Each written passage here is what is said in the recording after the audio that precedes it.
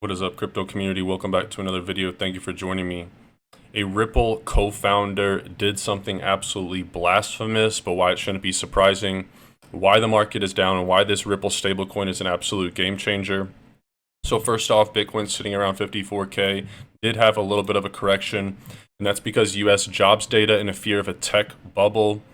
It's essential to assess how weaker than expected US non-farm payroll data impacts the Fed's strategy of lowering interest rates without causing a recession. Global macro strategist at Carson Group told CNBC that, quote, payroll data indicates risks are rising as the labor market is clearly softening and the Fed needs to step in to cut off tail risks. Despite this, there's no consensus whether the September 6th labor data increases the probability of a broader stock market correction.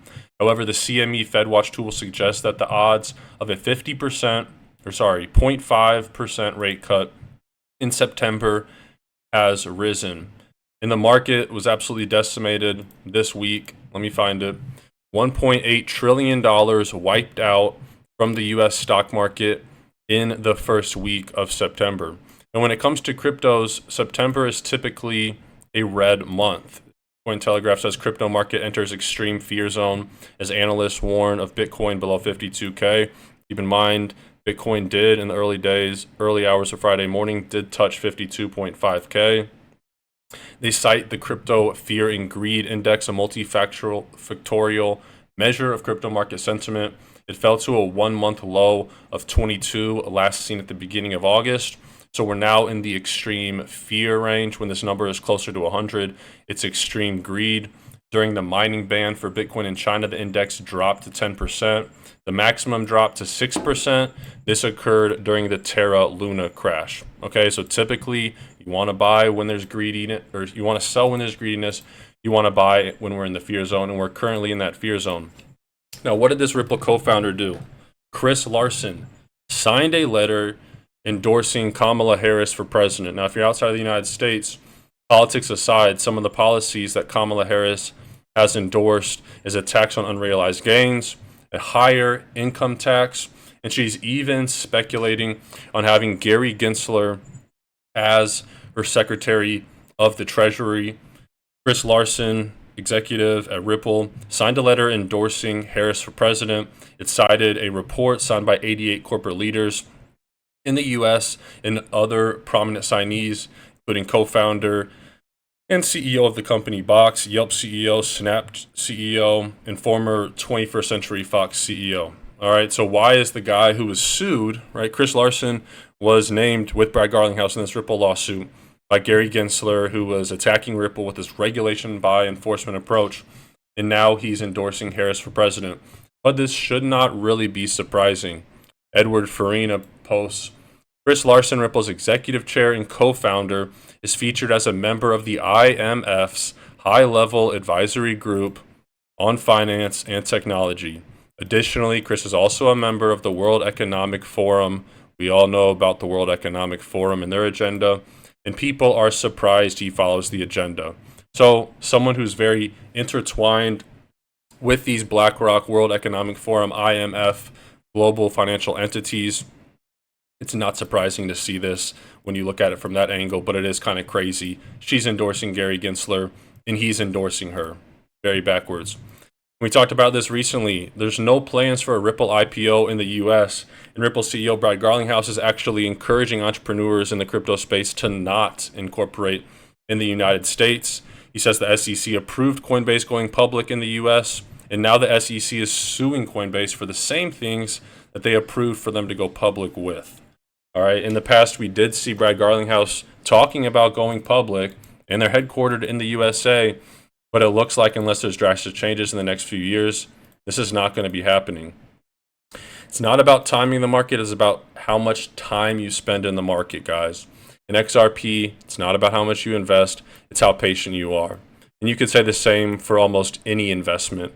You look at the chart. I know this sounds like droning over the same point over and over, beating a dead cow, beating a dead duck, whatever, dead horse. But you look at the chart, and there's never been a more bullish time in the history of XRP. You look at the conditions of the macro economy, Bitcoin sitting very close to all-time highs, all these ETFs, The time for XRP to rise is coming faster than you know it.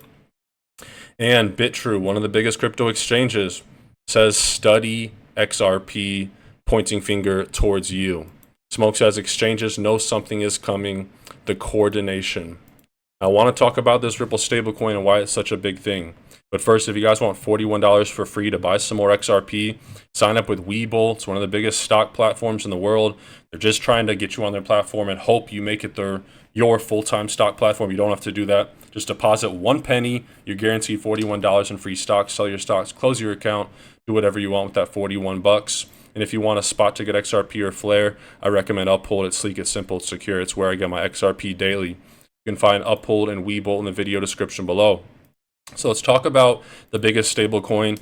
75% of all stablecoin volume is Tether, and why Tether is so shady. It goes back to their connections with China. Despite Tether's claims of not holding any Chinese commercial paper, documents released by the New York Attorney General revealed that Tether, in fact, lied and held billions of dollars in short-term loans to Chinese companies. Tether even included securities issued by Chinese firms as part of the reserves backing the USDT stablecoin. Another thing to keep in mind, Tether, the company, claims that you can redeem anyone. You, me, anyone with Tethers can redeem their USDT for Tethers at any time. Now, if you actually look into this and people who have tried to redeem Tethers for dollars, which was something like USDC with the company Circle, you can redeem your USDC. But USDT is unable, I don't know anyone in the history of the world that has been able to be approved to redeem their USDT unless you're a market maker, right? People with billions of dollars. Tether will work with them for redemptions, but no regular person in the history of the world that I know, correct me if I'm wrong, find someone, I dare you to, has ever been able to redeem their Tethers. So you can't redeem it. They say you can. They say they don't have any Chinese companies in the backing of their stablecoin. They do. All right. If Tether is unable to redeem tokens for dollars due to its complex relationships with entities like those in China, confidence in crypto assets could be severely undermined. Okay? And this is a clip of Brad Garlinghouse on mainstream media talking about the Ripple USDC stablecoin, and this clip relates a lot to what I was just saying with Tether. But first off, really quick, XRP holds strong as top analyst predicts $50 this cycle. Parabolas in crypto are important, okay? They show the upper bounds of a price chart. They show the lower bounds of the price chart. And you can see XRP right now is in the lowest part of this parabola-shaped barrier that it's ever been in. And it's been in this range since 2018, 6 years now. And it's sitting right below, right at that lower barrier bound. There's only upside potential here. Now, black swans aside, Bitcoin tanking that aside, you see it did drop below in the past. It can drop below that, but the upward bounds of this XRP price easily double-digit XRP, and that's not hyperbole. This is very much realistic. I can't put a time on it. I wish I did. I wish I could tell you when to time the market, but you will see a double-digit XRP in the near future. If you guys made it this far in the video, thanks for giving me a few minutes of your weekend. I take that. Very appreciative. Not taking it for granted. Sorry, I'm stumbling over my words here. But the best way to support is just hitting the like button. It's free. And comment market if you made it this deep into the video. I don't take your time for granted. So when you watch this far of the video, let me know you're a loyal supporter by commenting market. And I'll take a listen to this clip here, Brad Garlinghouse. Who have been following what you do, you could be launching your stablecoin a bit faster than most people thought? Well, we've always been kind of consistent that we're going to do everything we can to launch this year. Everything Ripple does is in conjunction with regulatory approval, licensing, and so a key issue that we will continue to make sure we are partnered with U.S. regulators before we go live with the stablecoin. We'll first issue it, we expect, in the U.S., but we think there's opportunity for stablecoins globally. And certainly Japan, as you, I think, probably know, they approved some legislation a year ago that came into effect this year. And so there's a process underway now to do stablecoins here in Japan as well. Yeah, I want to talk about that. But when we're talking about the U.S., we're talking about a matter of weeks for this launch. Yeah, our expectation has been to move as quickly as we can. Some people, I think, thought that might be the very end of the year. We won't know for sure until regulators say, yes, we have the green light. But we're optimistic. We acquired a company called Standard Custody, which had a New York DFS trust license. And there's a process you go through to kind of transfer that and how it's going to be used. We've had a great partnership with the New York DFS, Department of Financial Services, through a BIT license we've had for many years. And we'll continue to partner with them and work through that with them before we go live. Tell us a little bit about the use case. How does this really differentiate from your token itself? Because that's also been talked about, the payment system, right? Right. We've always used XRP, the digital asset that's kind of native to our technology stack. We've used that as a bridge asset to transfer money across borders. What we have found is that stablecoins, particularly US dollar stablecoins, has gone from a pretty small market to today it's about $170 billion worldwide. And people think that that may end up being 2 to 3 trillion in about 5 years. Given Ripple's place in the payments infrastructure, as well as a trusted brand partnering with financial institutions and regulators, we felt like there's an opportunity to enter the stablecoin market as that market continues to grow. We already have used stablecoins in our payment flows for certain corridors, depending upon whether you're going to the Australian dollar or the Philippine peso. Certain corridors, it's more efficient to use a stablecoin at times. So we always use what's best for the customer, and we decided to go live and build our own stablecoin, and excited to get live with that this year. Thinking of building a stablecoin here in Japan, I mean, you said that the regulations here were clearer, but at the same time, is it more of a conservative market, no? You know, I think Japan has been a more conservative market in some ways, but I actually think that in some ways is also really healthy. Japan, more so than some countries around the world, leaned in early to provide regulatory clarity and passed legislation, both about stablecoins, but even further back, I think 2017 or 2018, the FSA here in Japan issued clarity and a kind of a taxonomy, a framework for how different cryptos would be regulated. And that has really allowed, I think, entrepreneurship and investment to thrive here in Japan. Now, as compared to the United States, which has really been behind, certainly Japan and the UK and behind Switzerland, so a lot of countries are leading, and Japan has been in many ways one. That's not to say they haven't been conservative about the regulation, but I think that can be really healthy. As long as there's clear rules of the road, entrepreneurs will work within them. So if you're imagining a stablecoin in Japan, what's the time frame?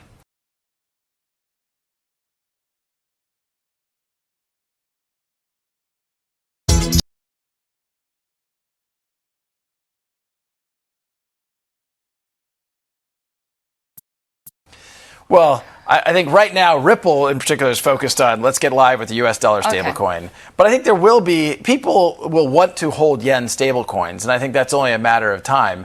And I think the regulators here in Japan, again, about a year ago, passed some legislation around that, and there's some companies going through the licensing process right now to get live. A lot of the companies that are involved in this space in Japan are larger corporations. Is that sort of a concern, not having the smaller, innovative guys take the lead? Well, I think what you're seeing is some of the bigger guys partnering with the smaller innovative companies. Ripple, way back in 2016, partnered with SBI, one of the largest and most successful banking conglomerates here, and really across a lot of financial services here in Japan. And that's been a really successful partnership for us and for them. So we feel like it makes sense when you enter some of these markets to partner with some of the bigger guys. And that's true in Korea, that's true in Japan. Depending on what market you go into, we try to figure out what's the best way to enter. Especially here in Japan, we've talked about regulation being a bit more clear, but also the government has been very active in setting those regulations. At the same time, we're headed towards a presidential election for the ruling Liberal Democratic Party. Do you have any views on the potential that this market could change? Well, actually, while I've been here in Japan, I've met with regulators, I've met with the FSA, I've met with elected representatives, and what I've heard consistently is a desire to lean into these technologies. I think the environment here from a macro point of view has been very pro-innovation, and this helps create job growth. It helps, even getting the economy kind of jump-started. And what has been a little bit deflationary, I think some of these assets can actually be used to address that and provide some balance in how pricing across different jurisdictions occurs. You're even encouraged as an outsider because some of these markets in Asia can tend to be very insular. Yeah, I think historically that's been my impression. I will tell you, I have felt incredibly warm welcomes across the board. With the FSA, with elected representatives, they want to see technologies like this embraced and adopted, whether it's crypto and blockchain or AI. That's a consistent message I heard in all of my meetings over the last day or two. Does that really contrast to what you're feeling in the U.S., the warmth and embrace? It's a sad reality. I mean, I chuckle about it, but it's frustrating. I grew up in the United States. A majority of Ripple's employees are based in the United States today, but our number of employees we hire outside the United States has grown dramatically. I was going to say, how big is that? So we have about 900 employees globally. 75% of our hiring has been non-U.S., in part because of exactly what you're talking about. The U.S. has been pretty hostile towards crypto. The Biden administration, frankly, has taken a pretty negative view, and that has meant this kind of regulation through enforcement. The United States SEC has sued a lot of companies in the space. And rather than doing the hard work that the Japanese regulators have done of codifying and creating a framework, they've just sued people.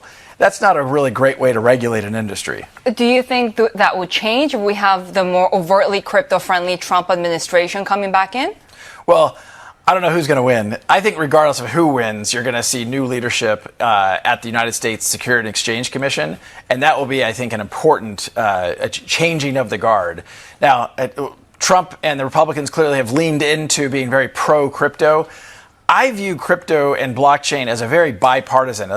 You shouldn't care about a technology depending upon what party you're from. I think being pro-innovation and pro-job growth makes sense on both sides of the aisle. So it's almost like saying I'm a Republican, I'm anti-email, but I'm a Democrat, I'm pro-email. Like, that doesn't make sense. It's how you use them. At least for the time being, though, given that there is that lack of clarity, given that, they're pro and anti-email. Yeah. No U.S. IPO. At least for now. No, we don't have any. That's not our horizon. We're frankly very lucky to have a very strong balance sheet. We've made acquisitions. We bought a custody company last year for $250 million US. We've done stock buybacks to our private shareholders. But going public in the United States when the SEC isn't a big fan of crypto and certainly Ripple even specifically, I don't think that's in the cards anytime soon.